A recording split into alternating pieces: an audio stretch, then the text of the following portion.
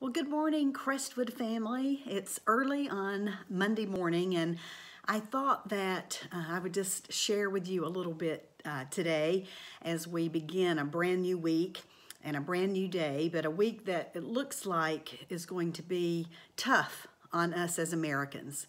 It's going to be where our hearts are going to be grief-stricken. It's going to be weary for us all, it looks like, by what the models indicate. That's going to be happening for the next few weeks. And so I thought, well, we need to get our hearts in order, before this happens. And, God can perform miracles. I think sometimes we forget that God is still a God of miracles. And with Him, nothing is impossible. And so this could turn completely into a different direction for the better. If it's God's will.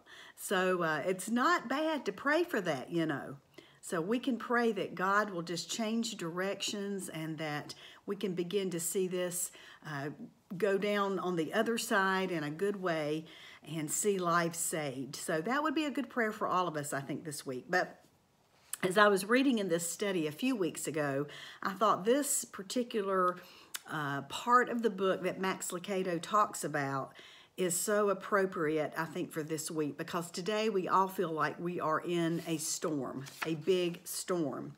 And this is, I have to wear my glasses, so I'm getting older. He says, whether or not storms come, we cannot choose. And then he says, and maybe you've heard this before, feed your fears and your faith will starve. Feed your faith and your fears will. And so he's talking about in the Bible where he's in the boat and the storm comes and the little faith that they had during that time. And he says, after a few moments of flailing in the water, Peter turned his focus back to Christ and cried, Lord, save me. And immediately Jesus reached out his hand and caught him. You of little faith, he said, why did you doubt? And when they climbed into the boat, the wind died down.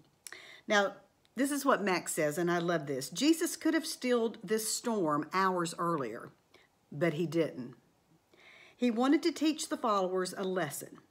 Jesus could have calmed your storm that maybe you've had in your life in the past. He could have calmed that storm too long ago, but he hasn't.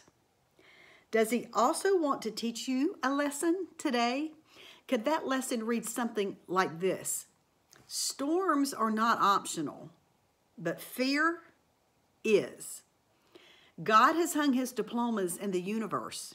Rainbows, sunsets, horizons, and star-sequined skies. He has recorded his accomplishments in Scripture. We're not talking 6,000 hours of flight time. His resume includes Red Sea openings, lions' mouths closing, Goliath topplings, Lazarus risings, storms, stillings, and strollings. And then he ends this chapter with this. His lesson is clear. He is the commander of every storm. Are you scared in your storm right now? I think we all are. This is uncharted territory for all of us, what we're going through here in America. And so it's uncharted. And we don't know what to expect or where to turn or where to go.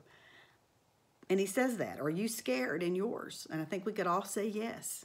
And then he simply says these 4 words. Then stare at him. And so today I encourage all of us to do just that. To stare at him. To put our focus on Jesus. This is the beginning of Holy Week. Something tells me that the timing of the time that we are in now, I'm pretty sure, well, I'm not pretty sure, I'm positive, because God is sovereign and that he is in control, that the timing of what we're going to be going through this week as Americans, his timing is perfect. Even though it doesn't look like it is perfect, it is perfect. God can take ashes and he can make beauty from it. And so who knows, during this time of Holy Week, people that have never really thought about God, have never maybe even picked up a Bible. They're doing it today. This morning I had a friend send me a picture, and the picture, she was in Walmart, and she said, look what other shelves are empty. And it was a picture of Walmart in the book section where the Bibles are, and they were almost empty. God is doing something during this storm that we are in. So keep your faith, keep your focus, try to get the doubts and fears and anxieties to the side.